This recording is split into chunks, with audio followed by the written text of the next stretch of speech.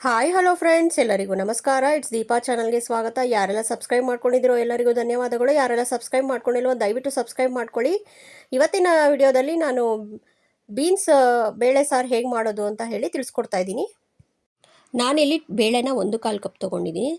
ಬೇಳೆ ಚೆನ್ನಾಗಿ ತೊಳೆದು ನೆನೆಸಿಟ್ಟಿದ್ದೀನಿ ಅರ್ಧ ಗಂಟೆ ಮುಂಚೆನೇ, ಸಾರು ಮಾಡೋಕ್ಕೆ ಮುಂಚೆನೇ. ಹಾಗೆಯೇ ಟೊಮೆಟೊ ತೊಗೊಂಡಿದ್ದೀನಿ, ದೊಡ್ಡದು 2 ಟೊಮೆಟೊ, ಅದನ್ನು ಕಟ್ ಮಾಡಿ ಇಟ್ಕೊಂಡಿದ್ದೀನಿ. ಈರುಳ್ಳಿನೂ ಅಷ್ಟೇ, 1 ಈರುಳ್ಳಿ ಯೂಸ್ ಮಾಡ್ತಾಯಿದ್ದೀನಿ. ಆಲೂಗಡ್ಡೆನ 1 ತೊಗೊಂಡಿದ್ದೀನಿ.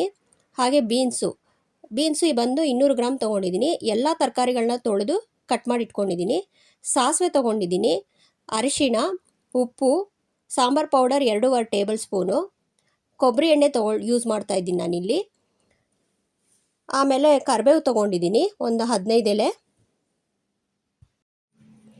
ನಾನಿಲ್ಲಿ ಕುಕ್ಕರ್ನಲ್ಲಿ ಬೇಳೆ ಹಾಕ್ಕೊಂಡಿದ್ದೀನಿ. ಅದಕ್ಕೆ ಒಂದು 3.5 ಕಪ್ ಆಗೋಷ್ಟು ನೀರು ಹಾಕಿದ್ದೀನಿ. ಜಾಸ್ತಿ ನೀರು ಹಾಕ್ತಾ ಇಲ್ಲ.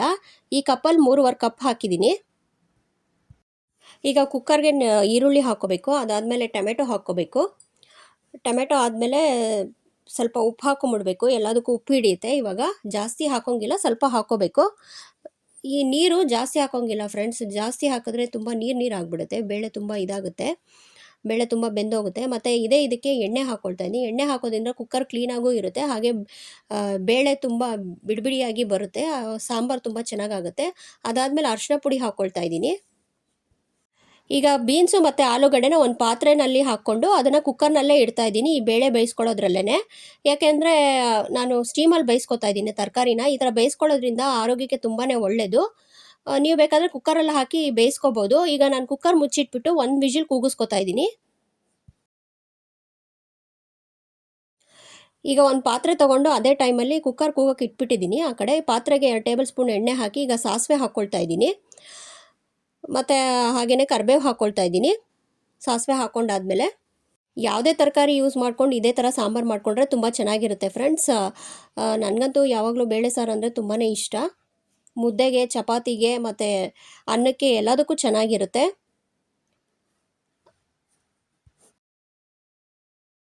ಈಗ 1/4 ಟೇಬಲ್ ಸ್ಪೂನ್ ಆಗೋಷ್ಟು ಜೀರಿಗೆ ಹಾಕ್ಕೊಳ್ತಾ ಇದ್ದೀನಿ ಒಗ್ಗರಣೆಗೆ. ನೀವು ಬೇಕಾದರೆ ಬೆಳ್ಳುಳ್ಳಿನೂ ಹಾಕೋಬೋದು, ಬೆಳ್ಳುಳ್ಳಿನ ಜಜ್ಜಿ ಹಾಕೋಬೋದು. ಇವಾಗ 1 ಕಪ್ ಆಗೋಷ್ಟು ನೀರು ಹಾಕ್ತಾ ಇದ್ದೀನಿ, 1ರಿಂದ 2 ಕಪ್ ಆಗೋಷ್ಟು. ನಾನೀಗ 2.5 ಟೇಬಲ್ ಸ್ಪೂನ್ ಸಾಂಬಾರು ಪೌಡ್ರ್ ತೊಗೊಂಡಿದ್ನಲ್ಲ, ಅದನ್ನು ಹಾಕ್ಕೊಂಡು ಇವಾಗ ಕುದಿಸ್ಕೋಬೇಕು ಒಂದು 2ರಿಂದ 3 ನಿಮಿಷ. ಅಷ್ಟೊತ್ತಿಗೆ ಕುಕ್ಕರ್ ಕೂಗುತ್ತೆ. ಈಗ ಬೇಳೆನೂ ಮತ್ತು ತರಕಾರಿ ಎರಡೂ ಬೆಂದಿದೆ ನೋಡಿ, ತೆಗ್ದಿದ್ದೀನಿ ಕುಕ್ಕರಲ್ಲಿ. ಇದನ್ನು ಈಗ ಆಗಲೇ ಸಾಂಬಾರಿಗೆ ರೆಡಿ ಮಾಡ್ಕೊಂಡಿದ್ವಲ್ಲ ಆ ಪಾತ್ರೆಗೆ ಹಾಕ್ಕೋಬೇಕು. ನೋಡಿ ಫ್ರೆಂಡ್ಸ್, ನಾನು ಕುಕ್ಕರಲ್ಲಿರೋ ಬೇಳೆ ಮತ್ತು ತರಕಾರಿಗಳನ್ನ ಹಾಕ್ಕೊಳ್ತಾ ಇದ್ದೀನಿ ಆ ಪಾತ್ರೆಗೆ. ಈ ಥರ ಹಾಕ್ಕೊಂಡ್ಮೇಲೆ ಒಂದು 10 ನಿಮಿಷ ಆದರೂ ಕುದಿಸ್ಕೋಬೇಕು ಎರಡೂ. ನಾನಿಲ್ಲಿ ಹುಣ್ಸೆಹಣ್ಣು ಯೂಸ್ ಮಾಡ್ತಾಯಿಲ್ಲ. ನೀವು ಬೇಕಾದರೆ ಸ್ವಲ್ಪ ಹುಣ್ಸೆಹಣ್ಣು ಯೂಸ್ ಮಾಡ್ಕೋಬೋದು. ಒಂದು ಗೋಲಿ ಆಕಾರ ತೊಗೊಂಡು ಅದನ್ನು ನೆನೆಸ್ಬಿಟ್ಟು ಜ್ಯೂಸ್ ಥರ ಮಾಡಿ ಅದನ್ನು ಯೂಸ್ ಮಾಡ್ಕೋಬೋದು. ನಾನಿಲ್ಲಿ ಯೂಸ್ ಮಾಡ್ತಾಯಿಲ್ಲ. ಅದು ಹಾಕಿದ್ರೂ ತುಂಬ ಟೇಸ್ಟಿಯಾಗಿ ಬರುತ್ತೆ. ಒಂದು ಅರ್ಧ ಟೇಬಲ್ ಸ್ಪೂನ್ ಬೆಲ್ಲ ಹಾಕ್ಕೊಳ್ತಾ ಇದ್ದೀನಿ ನಾನು. ಬೆಲ್ಲ ಹಾಕಿ ಅದಾದಮೇಲೆ ಸ್ವಲ್ಪ ಉಪ್ಪು ನೋಡಿಕೊಂಡೆ, ಉಪ್ಪು ಸ್ವಲ್ಪ ಕಮ್ಮಿ ಇತ್ತು, ಉಪ್ಪು ಹಾಕ್ಕೊಳ್ತಾ ಇದ್ದೀನಿ.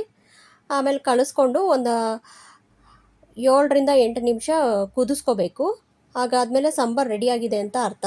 ಸಾಂಬಾರಿನಲ್ಲಿ ಪ್ರೋಟೀನು, ಫೈಬರು ಜಾಸ್ತಿ ಇರೋದ್ರಿಂದ ಆರೋಗ್ಯಕ್ಕೆ ತುಂಬಾ ಒಳ್ಳೆಯದು.